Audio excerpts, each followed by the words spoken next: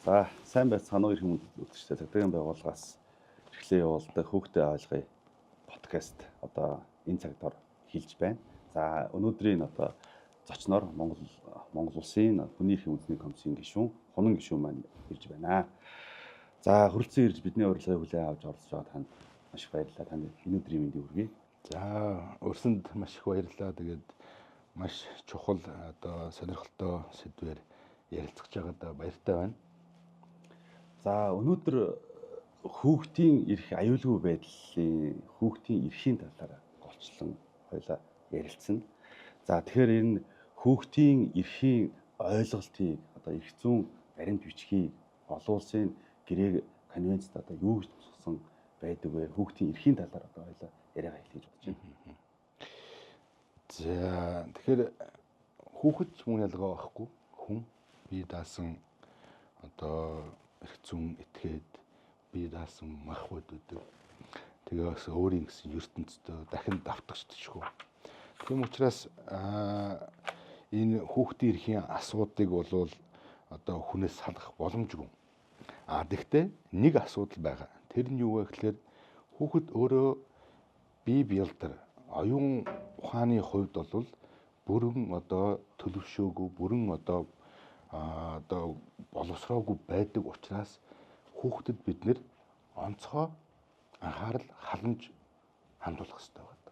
Тэгэхээр онцгой халамж тусалцаа үйлчилгээ шаардлагатай учраас энийг бид нэр тухайлан одоо хүүхдийн эрхийн конвенцээр бол одоо дахин баталгаажуулж энийг бол одоо баталсан байдаг. Тэгэхээр нэгдсэн үндэсний байгууллагын одоо хувьд бол хүүхэд өөр хамгийн чухал одоо асуудлын төвд байдаг. Мэдээж хэрэг хүн бүр хүүхэд байсан. Тэгэхээр ер нь бол хүн одоо болох энэ процесс бол хүүхдээс эхэлж байгаа учраас яг тэр эмзэг үед нь бол бүр онцгой тусламж, хамгаалалт, одоо халамж үзүүлэх ийм одоо үүргийг улс орон насанд хүрсэн хүн бүр хүлээсэн байдаг. За хүүхдийн эрхийн конвенц бол дэлхийд дээр хамгийн олон улс ерөөсөө баталсан ийм одоо хүний эрхийн баримт бичиг тооцогддог. Яг нь хэдийгээр 1989 онд батлагдсан ч гэсэндээ 90 он, 91, 92 он гэхэд бол маш олон улс бол нэг дугаар энэ конвенцэд бол нэгдэж орж энэ баталсан байдаг. Тэгээ Монгол улсын хувьд бол 90 онд бол одоо нэгдэн ороод соёрхон баталсан. За тэгээд 89 оны 11 сарын 20-ны өдөр бол нэгдсэн үндэсний байгууллага баталсан. Тийм учраас саяхан бид нөгөө хүүхдийн одоо өдрийг тэмдэглэж өнгөрөөсөн. За энэ нь болохоор нөгөө 11 сарын 20-ны өдөр өөрөөр хэлбэл нөгөө конвенц батлагдсныг бол тохиолдуулж батлагдсантай холбоотойгоор 11 сарын 20-ны өдрийг бол хүүхдийн эрхийн өдөр гэж одоо тэмдэглэдэг болсон байна.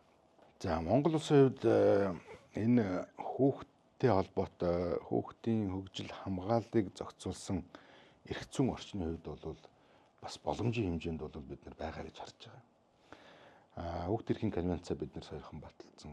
За үндсэн хуулинд хүүхдийн дээд ашиг сонирхлыг бол бид нар тунхлаад баталгаажуулсан. За хүүхдийн эрхийн тухай хууль, хүүхд хамгааллын тухай хуулиа сая өнгөрсөн онд шинжилэн найруулад баталчлаа. Тэгэхээр эрх зүйн орчны үед бол бид нэр зохих төвшөнд бол бас өөрсдийнхөө хэмжээнд энэ бүрдүүлж чадсан гэж харж байгаа. Гагцхүү энэ хэрэгжих шатандаа бол жишээлбэл энэ ажил бол хангалтгүй байна. Одоо хүний эрхийн үндэсний комиссийн хяналт шалгалт, комисс төрж байгаа өргөдөл гомдолтой эднийг ингээд харах юм бол яг анхан болон дунд шатандаа жишээлбэл тэр хэрэгжилтэн дээр нь хяналт тавьж байгаа. Яг тэр одоо хууль тогтоомжийг хэрэгжүүлж байгаа ажил бол үнэхээр хангалттай байна. Тэгэхээр энэ нь бол хоёр зүйлтэй холбоотой гэж харж байгаа. Нэг нь бол энийг хэрэгжүүлэх үүрэг хүлээсэн, хэрэгжилтэнд хяналт тавих үүрэг хүлээсэн эрх бүхий албан тушаалтнууд, алба хаагчтай төрийн одоо үйлчилгээний ажилтнууд маань энэ хууль тогтоомжийн хүүхдийн эрхийн асуудал гэдгээ бол бүрэн дүрэн ойлгоогүй бас нэгт хоёр тэгвэл энийг хэрэгжүүлэх тэр чадвархаас хамаарат өөрөөр хэлбэл бэлтгэгдсэн байдал. Мэргэжлийн одоо ур чадвар нь хангалттай зохих төвшөнд байна уу байхгүй юу гэдэг асуудал багхгүй. боловсон хүчний асуудал гэсэн үг өөрөөр хэлбэл. Тэгэхээр орон нутагт ялангуяа энэ боловсон хүчний асуудал бол үнэхээр дутмаг байна.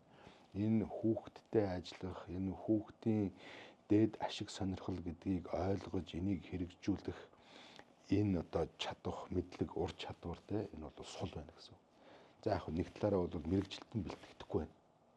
Энэ бол нөгөө бодлогын одоо асуудал байж болно. Гэхдээ гэсэн ч гэсэндээ ер нь бол энэ хүүхдтэй ажиллах мэдлэг, ур чадвар бол хангалттай байгаа. За боловсон хүч нь бол байхгүй. Өөрөөр хэлбэл жишээл хүүхдийн эмч тийм үү? Сум болгонд хүүхдийн эмч байна уу байхгүй. За нөгөө асуудал нь юу вэ гэхээр энэ төсөв хөрөнгөтэй холбоотой асуудал.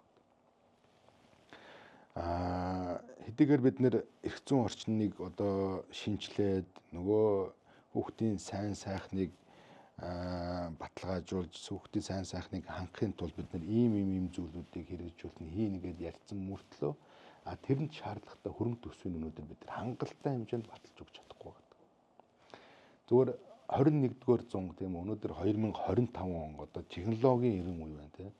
Гэтэл өнөөдөр модон жорлонт хүүхдүүд орон нутагт бийцэж байна гэдэг бол энэ бол харамсмаар байгаа. Сургууль одоо хамгийн чухал одоо нийгмийн бүтцүүд байна шүү дээ. Цэцэрлэг, сургууль, дотуур байр гэдэг. Тэгээ Монгол улсын хувьд бол энэ бол хамгийн чухал одоо энэ байгууламжууд байхгүй юу? Ярангуяа хүүхдтэй холбоотой. Хүүхд амьдралынхаа нэлээдгүй хэсгийг бол энэ сургууль, цэцэрлэг, дотуур байранд өнгөрөөж байгаа байхгүй. Тэгэхээр энийг харах юм бол өнөөдөр бид нэр 70 онд ашиглалтанд орсон, 80 онд ашиглалтанд орсон тий. Нөгөө ашиглалтын хугацаанд дууссан эрүүл мэндийн шаардлага хангахгүй сургууль, цэцэрлэг, дотуур байранд л бид нар өнөөдөр хүүхд багчуудаа амьдруулж байна. Тэгэхээр энд бид нар төсөв хөрөнгө зарахгүйгээр хүүхдийн одоо дээд ашиг сонирхлыг хамгаална гэдэг бол байхгүй. Тэр энэ асуудлыг бид нар эрэмлэх байгаад байгаа. Тэгэхээр нөгөө бидний энэ тогтцсон хандлага, хүүхдийн асуудал дараагийн асуудал гэдэг энэ зүйл чинь бас нөлөөлөд байгаа байхгүй. Өнөөдөр хүүхдийн эсрэг гарч байгаа хүчирхийл томчуудын зүгээс үлдэж чинь тийм үү?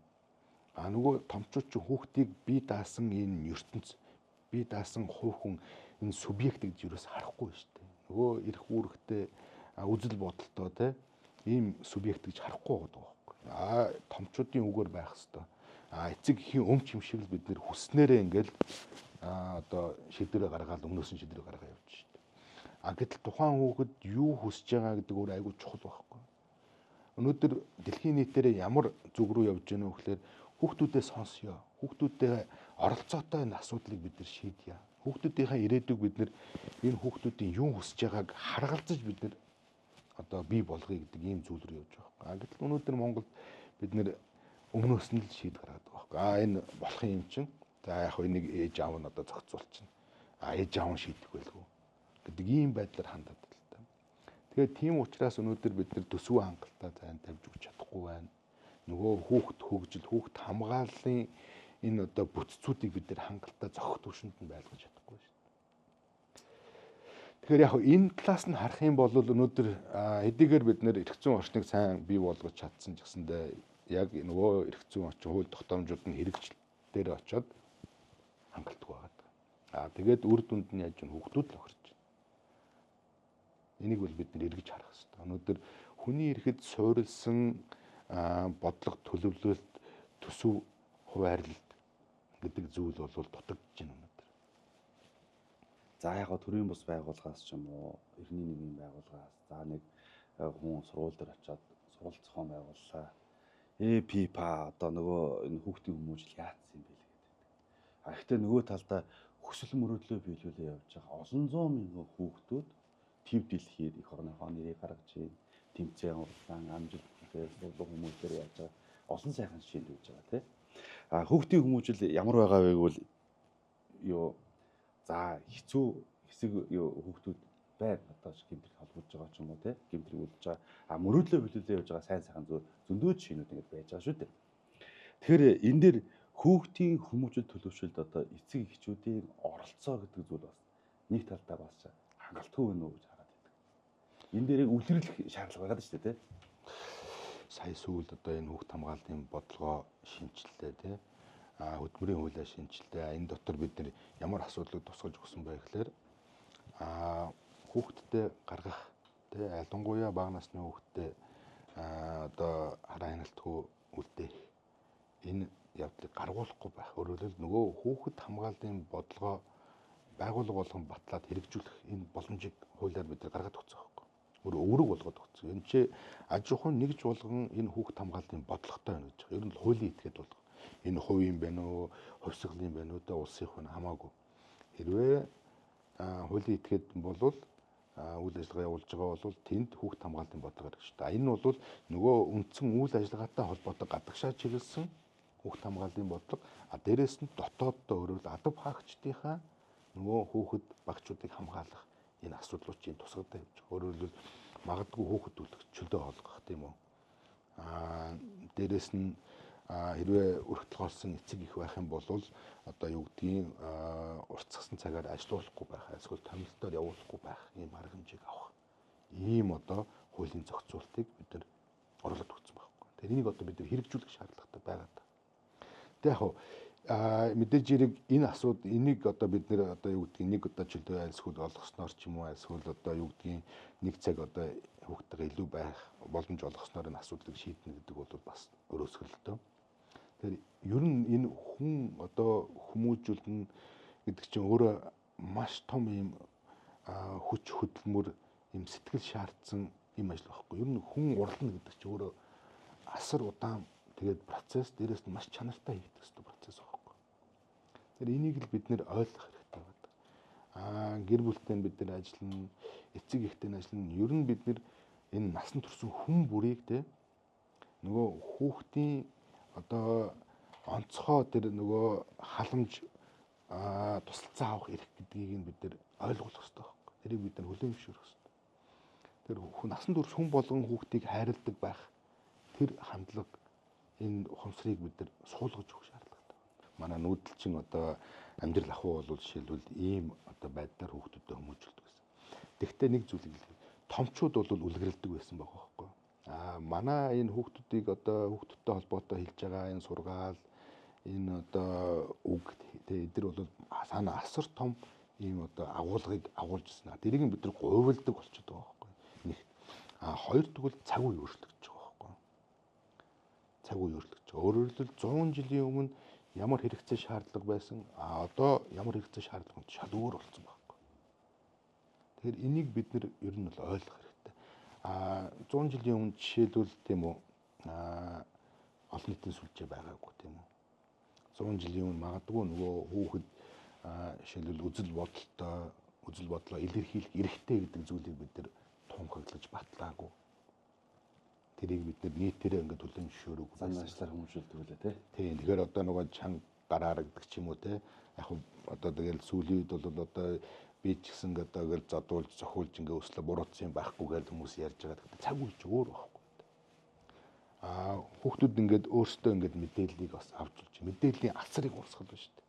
Тэгэхээр энэ дээр одоо бид нэр жишээлбэл зөв мэдээллийг авах, зохистой мэдээллийг авах одоо зохистой хэрэглээг жишээлбэл бид нэр бий болохгүйгээр хэрвээ ингээд цаашаа явах юм бол нөгөө хүүхдүүд чи яг үгүй өөрт хамааралгүй альсхүүл нөгөө буруу тийм үү хоруу юм мэдээлэл контентийг илүү үзснээр яг үгүй нөгөөдхөө илэрхийлэн гаргана тийм бусдынхаа хувьд томчуудын хувьд тийм гаргана. Ийм л юм болчихтой. Тэгэхээр яг би бол тэгж ярьдаг. Монгол ахуй бол хүүхэд багчд бол үлгэрэлдэг байсан биеэрээ. Одоо жишээлбэл те одоо малдаал те үндэсний одоо энэ мал аж ахуй те ингээд нүүдэлчин ингээд амьдралын хэм маяг ингээд тэр өөртөө үлгэрэлдэг ингээд явдаг байсан. Тэр айгүй зүг гэж байгаа. Өнөөдөр ер нь бол одоо хүүхдүүд чи эцэг ихээр томчуудыг маш авах зүйл байна те. Байгаа. Маш олон зүйл байгаа. Одоо томчууд бид нар өөртөө үлгэрлэгээ болчиход байна шүү дээ. Одоо томчууд бид нар яаж гинэ нөгөө уцаа ухдаг. Тэгэл жишээлбэл одоо хүснээр үзэл бодлоо илэрхийлэх нэрийн дор хүснээр хүнд оромжилж байна тийм. Ань чинь нэг хэвийн имит ингээд болоод ирэхээр хүүхдүүд гэсэн ялгаа байхгүй тэгэж одоо үлгэрлээд үүдийнхнийхээ дунд тийм. Дээрээс нь бусдын хөвчсөндөө ингээд тэрийг гаргах байхгүй илэрхийлэх гэсэн. Тэгэхээр манайхан маань ер нь хүүхдийн оролцоо гэдэг тийм зүгээр л нэг одоо хүнийг өгтөж авах гэдэг юм уу баяр болохоор бэлэг өгч гэдэг юм уу алга ташуулах ч юм уу тий нэг дуудуулах ч юм уу гэдэг. Энэ оролцоогоор хүмүүжүүлдэг байлаа шүү дээ тий. Энэ тал дээр одоо хүүхдийн үр хүлээсэн хүн болгоно яаж хандах вэ? Одоо нөгөө хүүхдийн сайн сайхан гэдэг юмыг л ярмаар байгаа. Өөрөөр хэлбэл нөгөө хүүхдийн дээд ашиг сонирхол гэдэг зүйлийг бид нөө жишээлбэл хүүхдүүдийг тэгж зогсооно гэж зүгээр амар харгас зүйл байгаа байхгүй. Гэхдээ ямар шаардлага байхгүй шүү дээ. Тэгж болохгүй. Хүүхэд тэнд тэгэхээр өнөөдөр хүүхд жишээлбэл тоглож гин ингээл эцэг их томчууд бид нар уурлах хэрэг байхгүй. Хүүхэд тоглох хэрэгтэй байхгүй. Тэгээд тэр тоглох газрыг бид нар үрт бэлдэж өгөх үүрэгтэй. Өнөөдөр тоглоомын талбай өнөөдөр байгаа байлуу тийм. Хүүхдүүд зориулсан тоглоомын талбай нөгөө спортын талбай бүгдийг барилга барай. Тэгээ энэ дээр бид нар одоо жишээлбэл харамсмаар л байгаа байхгүй. Хүүхдүүд тэгж томчуудыг эрэхтэн хүлээн авалтна гэж жагсаж зогсохын оронд тоглоо сайхан хөгжилтөд инээлтэд явж байгаа шүү дээ. Хүүхдийн инээд гэж айгүй том энерги байхгүй. Хүүхэд бүрэн инээгээд ад жаргалтай байна гэдэг бол өөрөө айгүй том энергийг ялгаруулж идэг. Насан турш өмөр инээж байгаа ад жаргалтай байгаа хүүхдийг хараад надад аюу гоё тэгээд сэтгэл гоё тайвшраад уужраад өөрөө ч гэсэндээ би ингээд бараг ингээд одоо хөгжилтмөр санагддаг байхгүй тэдэлтэй хамт.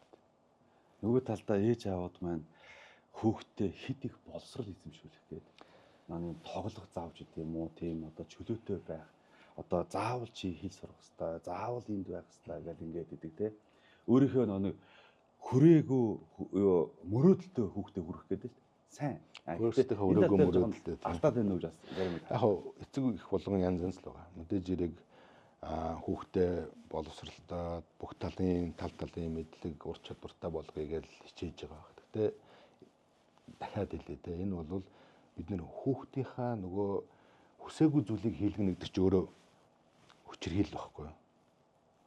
Хүсээгүй зүйлийг бид нэр хүүхдээр хийнэ гэдэг бол бас нэг хэлбэрийн хүчирхийлэл байхгүй.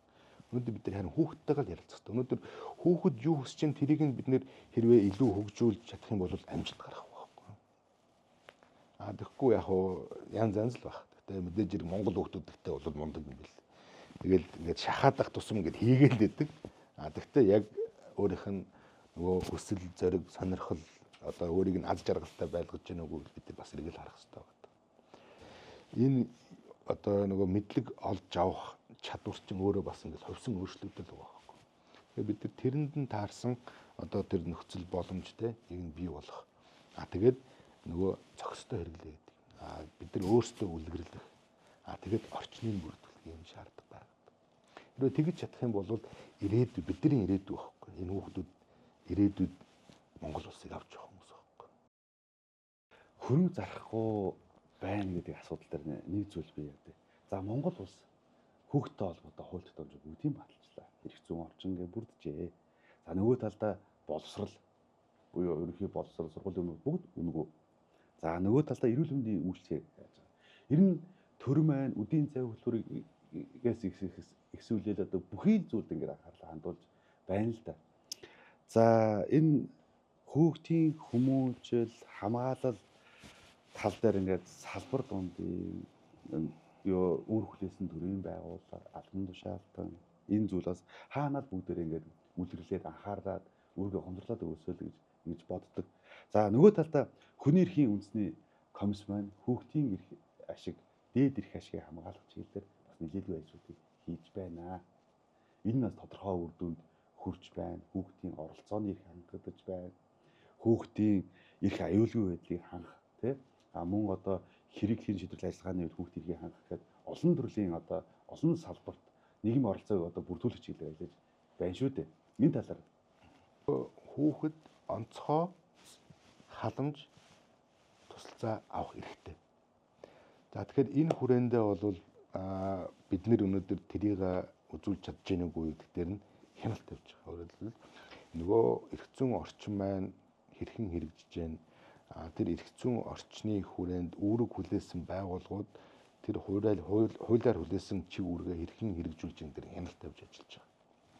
Яг өнгөрсөн хугацаанд бид нэр хэд хэдэн чухал асуудлыг ихэнхдээ нөгөө хүүхд хамгааллын асуудлыг бид нар одоо хөндөж хяналт шалгалт хийж үйл ажиллагаагаа ерөнхийдөө чиглүүлсэн байдаг.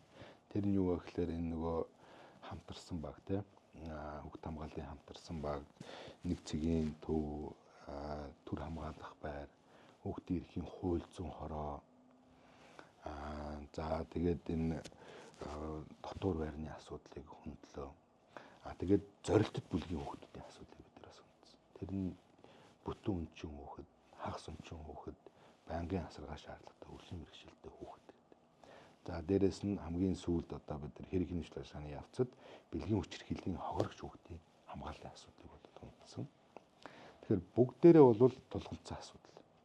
Тэ одоо нөгөө сурч боловсрох эрхийн хүрээнд энэ дотор байр гэдэг чинь өөр аюул чухал байр суурийг эзэлдэг Монгол улсын хувьд бол онцлог байхгүй яа. Тэгэхээр манайхан чинь нөгөө нүүдэлж ардсан ялангуяа орнууд.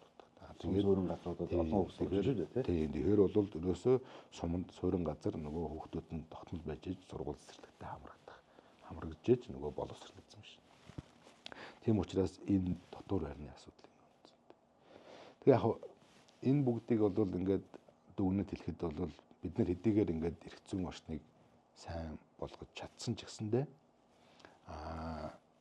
яг одоо энэ хэрэгжилт яг бодиттой нөгөө үр дүнтэй ажил арга хэмжээ зохион байгуулалт дээр бол үнэхээр фейлдэж байна. Өөрөөр хэлбэл энэ дээр бол бид нар үнэхээр одоо ажлаа муу үүргээтэй хангалттай биелүүлж чадахгүй нэ гэсэн үг. Тэгэхээр би нэг шал одоо өөр гэдэг юм уу сэдвээ бас яагаад ийм зүйл асуумаар. 16, 17 настай хүүхдүүд сургалтын төлбөрийг гэдэг юм уу хичээл ном одоо ойр зүрх хэрэгслээ бас хангахын тулд ажил хийдгээ тий хүн одоо өөр давхар ажил хийдэг. Цалинг нь өсвөө. Зарим одоо хүүхдээ морь унуулах авч юм уу тий ингээд явуулаад ингээд хүүхдээ ингээд бэртэж гинтээд эрсдээд эрүүл мэндээрээ хүсэл мөрөөдлөөр нөхрөл үлддэг. Энэ талаар одоо хянах шалгалт хийдэг. Энэ чиглэлээр холбогдох байгууллагууд зөвлөмж чиглэл өгж байгаа юм зүйл байгаа юу? За комиссоос судалгаа хийсэн байдаг. 2022 онд хүүхдийн хөдөлмөр, хүүхдийн албадан хөдөлмөртэй. За энэ хүрээнд хоёр асуудал үүссэн. Нэг нь нөгөө хурдан морь ундаг хүүхдийн асуудал. За тэгээд нөгөө хүүхдийн одоо албадан хөдөлмөрийн асуудлыг хүндсэн байна. Тэгэхээр яг өнөөдөр бас тулгымцсан асуудлын нэг бол өнөөдөр эдгээр хүүхдүүд байхгүй. Жишээлбэл морь ундаг хүүхэд энэ жилийн хувьд бол 16 мянган хүүхэд бүртгэгдсэн байна. Тэгэхээр эдгээр чинь бүгдээрээ нөгөө гэрээ байгуулж морь унж байгаа. Тэгээд энэ морь ундаг хүүхдүүдийн хувьд бол нэг асуудал нь юу гэхээр 8 наснаас дээшээ морь унж байгаа байхгүй. Гэтэл манай хуулиар юу гэж байна вэ гэхээр хүүхдийн хөдөлмөр эрхлэх боломжтой доод насыг бид 13 гэж зараад өгсөн. Тэгэхээр энэ дээр маш том ингээд ийм зөрчил байгаад байна. Тэгэхээр энэ дээр бол бид нар ажиллаж байгаа. Яг ялангуяа хурдан морь ундаг хүүхдийн асуудал дээр энэ настай холбоотой асуудал дээр энэ хөдөлмөртэй холбоотой асуудал бид нар бас гаргаж ирнэ гэж. За нөгөө талаараа энэ бусад салбарт ажиллаж байгаа хүүхдийн асуудал. Одоо түрүүн та хэллээ те. Ер нь бол 100 мянга гаруй хүүхэд бол өнөөдөр хөдөлмөр эрхэлж байна гэж байна. Тэгээ хүүхэд гэдгийг бол нөгөө конвенцэд заасныхаа дагуу 18 наснаас доошогоо бүх хүнийг бол хүүхэд гэж байгаа. Тэгэхээр 16, 17 настай те. Яг эдгээр одоо нөгөө 16, 7 настай гэдэг бие бэлтрийн хувьд бол нөгөө хөдөлмөр эрхлэх юм боломжтой хүүхдүүд. Гэхдээ хөдөлмөрийн Монголын сайдын тушаалаар нөгөө хүүхдийн эрхэлж болохгүй хөдөлмөрийн одоо ажлын жагсаалт гэж батлаад гаргацсан байгаа. Тэгээ үндсэндээ бол хүүхдийн бие бэлтэр оюун санаанд муугар нөлөөлөхтэй эрсдэл дагуулах юм одоо хүн түвшин ажлыг бол хүүхдэр хийлгэхгүй. Зөвхөн хөнгөн ажлыг хийлгэнэ гэж байгаа. 15-аас доошноос жагсаалт гаргацсан. За тэгээд 16-7 настай гэсэндээ энэ дээр бол хүн түвшин ажил хийх. Өөрөлд бие бэлтэртэндээ гэмтэл учруулах үз. Амь нас эрүүл мэндэд нь ноцтой одоо гэмтэл хохирол учруулах үз ажлыг бол хийлгэж болохгүй хүүхэд. Жишээлбэл барилга дээр тийм үү хүүхдийг ажиллуулж болохгүй. Хөнгөн ажил одоо жишээлбэл нөгөө худалдагчтэй эсвэл одоо нөгөө нэг үйлчлэгээний зааварлагч, чиглүүлэгч гэх юм уу те ийм ажлуудыг бол хүүхдүүд хийж болно. Тэгэхээр энэ дээр одоо жишээлбэл тавих хяналт бол үнэхээр сул байгаад. Энийг бид нар хяналтаа тавьж чадахгүй байна. За хөдөлмөрийн улсын байцаагч гэж мэрэгжлийн хяналт байхад байсан те одоо мэрэгжлийн татан буухтсан нөгөө яам руу шилжчихсэн байгаад байгаа. Гэхдээ тэр хүн бол жишээлбэл ганцаараа орон нутагт бол өчөрдөг. За дээрэс нь хүүхдийн их улсын байцаагч гэж байгаа. За одоо зарим аймагт бол жишээлбэл улсын байцаагчийн одоо оронтой байгаа ч гэсэндээ нөгөө хүн байхгүй. Тэнд бол үндсэндээ энэ бүх зүйл хаягдчих байгаа байхгүй. Хяналтгүй явж байна гэсэн. Хүний эрхийн үндэсний комиссаас энэ туслах малчдын асуудлыг бол бас хүндсэн байдаг. За энэ хүрээнд мөн туслах малчдын хүүхдийн асуудлыг бас энэ дээр хүндсэн байна. За хүүхд хамгааллын хуулиар төрийн байгууллага албан тушаалд иргэн хууль этгээд үүрэгтэй. За нөгөө талаараа хүүхд хамгааллын бодлого боловсруулан хэрэгжүүлэх үүрэгтэй.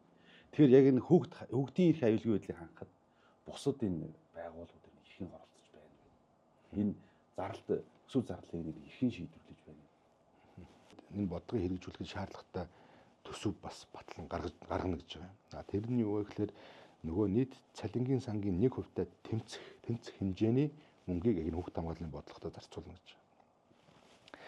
За тэгэнгүүт одоо бас ямар асуудал ингээд үүсэж ийнө вэ гэхээр нөгөө хүүхд хамгааллын бодлого хэрэгжүүлэхэд нөгөө байгууллагч мөнгө зарцсан байгангууд нөгөө аудит гэм үү нөгөө санхүүгийн хяналтын байгууллагууд очингуудаа зөрчил тооцдог юм асуудал одоо гарч байна. Нэлээдгүй гарсан. Хүүхд хамгааллын хамтарсан багийн гишүүнд урамшуул олгож болно гэдэг энэ хуулийн заалт байхад тэр заалтыг бариад тэрвээ урамшуул олгогдсон байхад жишээлбэл аудитаас акт тавьж байгаа асуудал байхгүй. Тэгээ эн чинь өөрөө яаж ийнө вэ гэхээр нөгөө төрийн байгууллагууд хоорондоо нөгөө уялдаа холбоогүй тэгээд нөгөө хүүхд хамгааллын нөгөө зардлыг жишээлбэл зөрчил тооцоод байх юм бол нөгөө хүүхд хамгаалах зардал чинь гарахаа болох шүү дээ. Жишээл хамтарсан баг үйл ажиллагаа явуулах болж байгаа. Хэрвээ хамтарсан багийн гишүүдэд урамшуул хууль заасан боломжийн дагуу урамшуул олгоод тэрийг нь нөгөө төрийн байгууллага ялгаа байхгүй очиод наад чинь зөрчлөө гэж тавиад байх юм бол энэ чинь өөрөө аяг утгагүй болж байгаа байхгүй. Тэгэхээр энэ дээр бид нар бол одоо зохицуулт хийх шаардлагатай. Тэгээ маш олон байгууллагуудад бид нар ороод ингээд уулзаад ярилцаад явж яхад одоо нөгөө хүүхд хамгааллын хуулийн шинжилсэн найруулгын хэрэгжилттэй ингээд танилцаа явж байхад тийм асуудлыг ярьж. Бид нар мөнгө зарчиж болж байна. Дараа нь бид нар аудит бид нар дээр акт тавиад байна гэдэг. 50 асуудал байна гэдэг асуудал ярьж байгаа байхгүй. Ийм их бол гарсан гэж. Нөгөө ингэх юм бол өнөөдөр бид нар нөгөө хүүхдээ яаж хамгаалах юм? Нөгөө үр дүн яаж гарах юм тийм биз дээ. Монголчууд маань өөрсдөө хүүхдээсээ ачаал буйн ихдэг хүмүүс шүү дээ. Хүүхдээрээ асруулах, хүүхдийнхаа сайн сайхныг яриад одоо бие биендээ хуучлах те хүүхдээрээ бахархах дуртаартай шүү дээ. Тэр ер нь одоо та бүдгийн яриа хүүхдийн хөдөлмөр, эцгийн үүрэг хариуцлага, боловсрол, төсөв, зардал, тогтолцоо, эрх зүйн орчин гэдэг олон зүйлээр ингээд ярилцлаа. Тэр одоо нэвтрүүлэг маань нэрхэд дуусч байгаа болохоор та хүүхдийн эрх аюулгүй байдал хангахад хүмүүжил төлөвшлийг одоо бий болгоход эцгийн одоо үүрэг оролцоо хамгаас чухал юм аа гэдэг ойлголтоор та бүдгээр санал нэгдлээ. Тэгээд энэ талаар бас нэг та хүүхэн талаас нь те энэ одоо заншлаар хууль тогтоомд байхгүй заншлаар л одоо хүмүүжүүлдэг ёс суртахуунаар те энэ талаас нь энд бол үлгэрлэх тийм аюул чухал зүйл хэрэгтэй байгаад байна шүү дээ те энэ талаар гэр бүл төлөвлөлтөө бас маш сайн бодож хийх хэрэгтэй.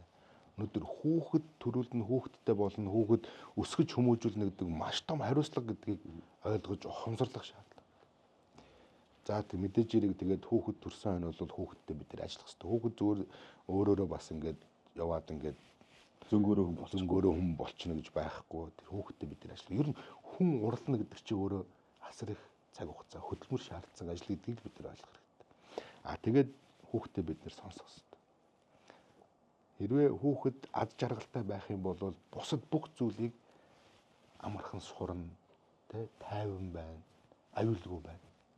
Хүүхдийн гэр орон гэдэг бол хамгийн аюулгүй байх ёстой газар гэдгийг бид нар ойлгох ёстой. Тэнд бие биенээ одоо муухайгаар хэлдэг, бие биенийгаа дээрлэлдэг, хүчрхийлдэг юм байх юм бол хүүхэд тэрнээс сурна гэсэн үг. Үлгэрлэнэ гэсэн. Хүүхдэд муу дурсамжуултана гэсэн. Том болоод тэрний яг хүүхдэд нь. Өнөөдрийн хүүхдийн сайн сайхны төлөө бидний зарцуулж байгаа цаг хугацаа, хөрөнгө мөнгө маргааш нөгөөдөр ирээдүйн Монгол улсын одоо сайн сайхны баталгаа. Монгол улсын одоо амгалан тайван тий одоо тусгаар тогтнолын баталгаа гэдгийг бид нар маш сайн ойлгох хэрэгтэй. Өнөөдөр бид нар хүүхдүүдийнхээ сайн сайхны төлөө цаг хугацаа зар, мөнгөө зар. Үнцэнтэй нийгмийн гишүүн болох юм бол ирээдүйд гэр бүлээсээ гадна Монгол улстай л. За мөн Монгол Улсын хүүхд хамгааллын тогтолцоог бэхжүүлээ. Хүүхдийн эрх аюулгүй байдлыг хангах чиглэлээр нээлттэй ярилцаж, иргэд олон нийтэд мэдээлэл өгсөнд танд маш баярлалаа. Таны цаашдын энэ хүний эрхийг хангах их үйлсэд нь одоо өнөр амжилт хүсье. Маш их баярлалаа. За хүүхдийн эрх аюулгүй байдлыг хангах чиглэлээр цагдаагийн байгууллагаас эрхтэй явуулдаг. Хүүхдээ ойлгоё. Подкастын энэ удаагийн дугаар энэ хүрээд өндөрлөж байна. Хүлээн авч үзсэн та бүхэнд маш баярлалаа. Ажлын амжилт хүсье.